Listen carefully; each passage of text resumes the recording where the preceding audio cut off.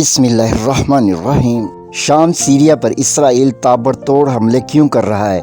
एक बर्बाद शुदा मुल्क के शहरियों से इसराइल को आखिर कौन सा ख़तरा लाहक है जिसकी वजह से इसराइल ने अक़वाम मुत्तहिदा की हमायत से कायम बफर जोन पर न सिर्फ कब्ज़ा कर लिया है बल्कि इससे भी आगे पेशकदमी कर रहा है।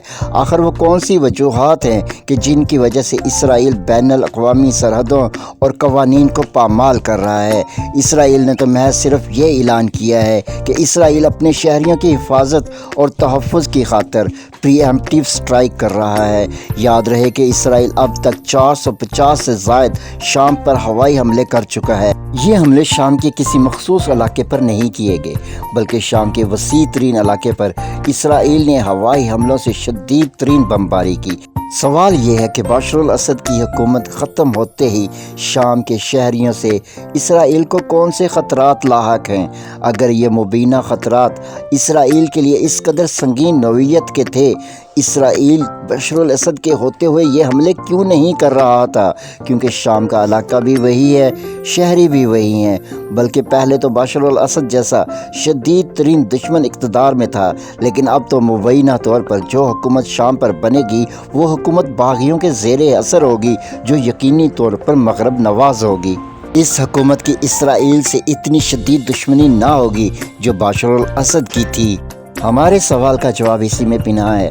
दर हकीकत बशर अल असद की सूरत में इसराइल के लिए महज एक दुश्मन ना था, इस दुश्मन की पुश्त पर रूस और ईरान दोनों खड़े थे। लेकिन अब जब बशर अल असद की हुकूमत ख़त्म हो चुकी तो क्या शाम के लिए रूस और ईरान की हमायत भी ख़त्म हो गई? बाज़ाहिर नज़र तो यही आ रहा है। बड़ी ताकतों यानी रूस, ईरान और अमेरिका के दरमियान कहीं न कहीं समझौता हो गया है। इसको समझने के लिए आपको ये याद रखना चाहिए कि रूस यूक्रेन की जंग से तबाह हाल है और कराइन यही बता रहे हैं कि रूस अमेरिका के नौ मुंतखब सदर डोनाल्ड ट्रंप से ये कवी उम्मीद रखता है कि वो यूक्रेन जंग के मामले में रूस की मदद करेंगे और रूस को यूक्रेन की जंग से निकाल लेंगे। रूस नौ मुंतखब अमरीकी सदर की हुकूमत में आने से पहले ही अमरीकी सदर का एतमाद हासिल करना चाहता है और ये सिर्फ उसी सूरत में मुमकिन है जब अमरीका मशरक़ वस्ता में अपना खेल आज़ादी से जारी रख सके। और मशरक़ वस्ता में अमरीकी अज़ाइम के मुकाबले में रूस वो वाहिद बड़ी ताकत थी जिससे अमरीका और इसराइल दोनों खाइफ थे। लिहाजा रूस ने मशरक़ वस्ता से बाइज़्ज़त सरेंडर कर दिया है। चुनांचे सदर डोनाल्ड ट्रंप की रूस यूक्रेन जंग में रूस के लिए मदद हासिल करने के लिए ही रूस ने अपने इत्तेहादी बशर अल असद की हुकूमत से अपनी हमायत तर्क की है। चूँकि अब इसराइल को यह मुकम्मल यकीन है कि रूस शाम की हमायत में अभी मौजूद नहीं है तो वो इसी मौके से पूरा फ़ायदा उठाना चाहता है। दूसरी तरफ रूस ने यकीनी तौर पर ईरान को भी इस अमर पर राज़ी कर लिया है कि वो भी शाम के मामले में चुप साध ले। आइंदा दिनों में हम देखेंगे कि मशरक़ वस्ता में अमेरिका और इसराइल खुलकर अपनी पॉलिसियाँ नाफज करेंगे।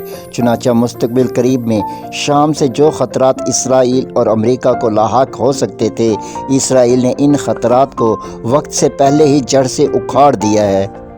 इनमें से एक ख़तरा शाम के पास मौजूदा कीमियाई हथियार हैं जो अगर बशर अल असद के बाद शाम में नई आने वाली हुकूमत को मिल जाते तो ये दोबारा इसराइल के लिए चैलेंज बन सकते थे।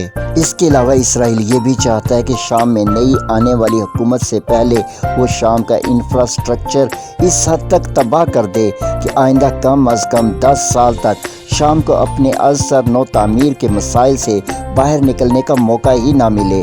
यही वो वजूहात हैं, यही वो अज़ाइम हैं जिनके हसूल के लिए इसराइल तबाहशुदा शाम को मज़ीद तबाह करने के दरपे है और ताबड़तोड़ हमले कर रहा है। वीडियो पसंद है तो लाइक शेयर सब्सक्राइब।